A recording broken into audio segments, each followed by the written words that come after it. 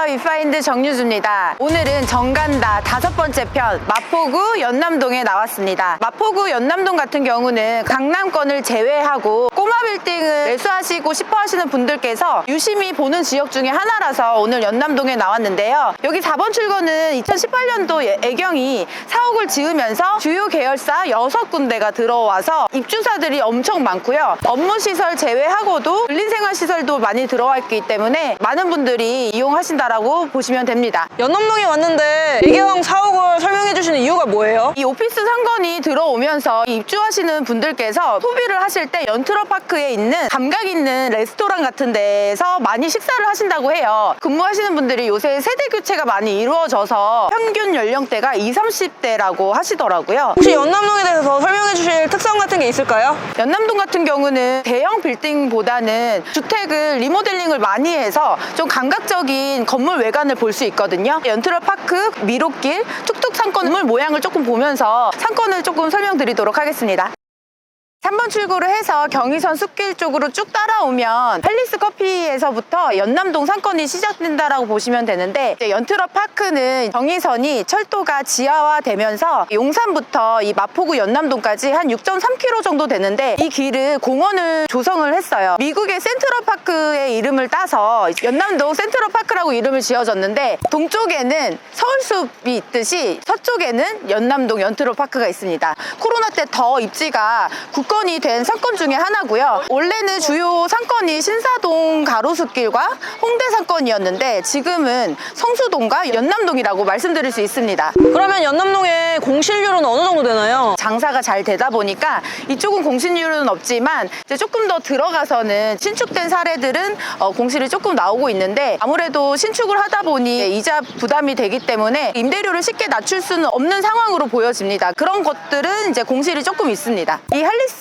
건물도 2021년도에 매입한 사례입니다. 이게 114평이에요. 매입할 때가 21년도 8월에 거래를 했는데 평당 1억 2,400만 원. 1억 2천이요? 그때 당시에는 좀 센세이션한 사례 중에 하나였는데 상징적인 연남동의 초입에 있기 때문에 매입을 하시지 않았나 싶습니다. 현재 들어가 있는 할리스 커피는 수익률 매장이에요. 다른 매장보다는 수익률이 좋게 세팅이 된 건물이라고 말씀드릴 수 있습니다. 수수료 매장인 거죠? 1층에서 3층까지 팰리스가 들어가 있고요. 나머지는 다른 임차사가 입점해 있습니다.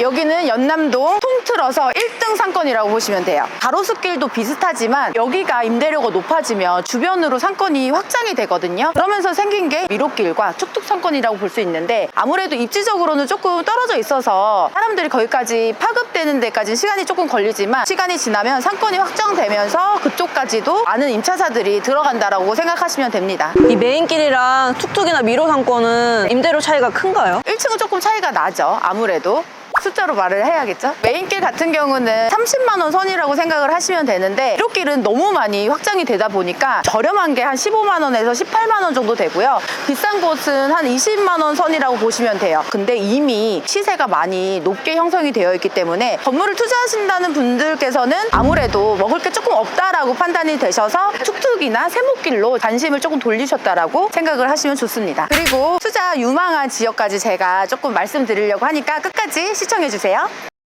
거래 사례 2개를 말씀드리려고 미로길 안으로 들어왔는데, 지금 뒤에 보이시는 건물은 얼마에 매각이 됐을까요? 몇 년도에 매각됐죠? 얼마 전에 따끈따끈한 거래 사례인데요. 평당 1억 선으로 매각이 됐습니다. 좁은 도로에 골목길인데 1억 선이요? 이제 미로길은 1층뿐만 아니고 2층, 3층까지 이렇게 음식점이 많이 들어가 있는 상권이에요. 그러다 보니까 이게 수익률이 안정적으로 진행이 되면서 1억 선으로 매각이 됐고, 바로 옆에 있는 거, 요것도 올 근생 건물인데 매각가가 48억이에요. 요거는 8,800만 원 선으로 4월 달에 거래가 됐습니다. 바로 옆에 있는 건물인데 평당가 차이가 왜 이렇게 많이 나요? 단순히 이제 평당가로 계산하면 이분이 훨씬 비싸게 사시긴 하셨지만 29억에서 30억 정도로 매각이 됐거든요. 요거는 48억. 규모의 경제로 이제 설명드리면 조금 작은 게 아무래도 평당가는 조금 높게 형성되는 경우가 많습니다. 와, 근데 진짜 특이한 게 3층까지 이렇게 네, 제가 항상 상권을 볼 때 1층, 2층 뿐만 아니고 1층, 2층을 제외한 곳에 임차가 어떻게 구성됐는지 좀 보시면 좋은데, 상권이 좋아야지만 이렇게 탑층까지 임대가 안정적으로 형성된다라고 생각을 하시고 그런 관점으로 건물을 보셔야 됩니다. 여기는 사실 투자할 거 많이 없죠. 매물 나온 건 사실 있기는 해요. 근데 이미 비싸기 때문에 이제 수익률로 접근하는 것들은 보통 1억 선이라고 생각을 하시면 되고요. 7천에서 8천 정도로 매입을 하실 수 있으면 투자해도 나쁘지 않다. 그럼 매물이 나올까요?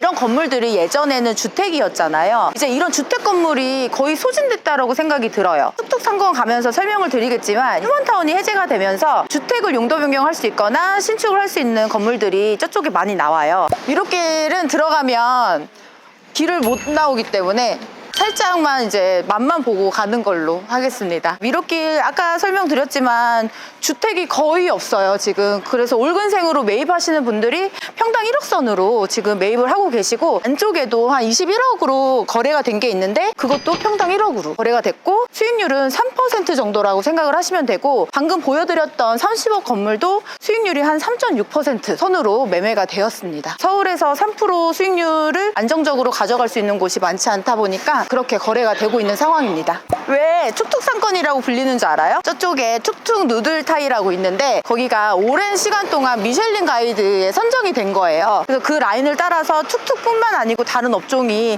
성행을 하면서 최초로 이제 유행했던 툭툭 누들타이를 따서 툭툭 거리라고 불리게 됐다고 합니다. 툭툭 누들타이 쪽으로 가보실까요?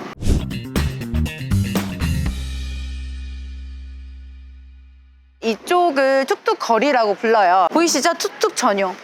20년부터 24년까지 연속으로 받았어. 베트남 커피로 유명한 콩카페가 여기 있고요. 1층 단층에 있는 건물. 콩카페 사이길로 들어오면 손현재님의 건물이 있는데요. 정말 꼬마 건물이에요. 2016년 12월에 6억 2천에 매입을 하셨는데요. 2023년도 3월에 16억 8천, 평당 6,200만 원에 매각을 하셨습니다. 보유를 그래도 한 7년간은 했습니다. 사실 16억짜리 올근생 꼬마개 빌딩을 찾기가 어렵거든요. 근데 여기는 너무 골목이라 아무도 안 들어올 것 같은데. 누가 오나 생각이 드시나요? 이쪽 한번 비춰주세요.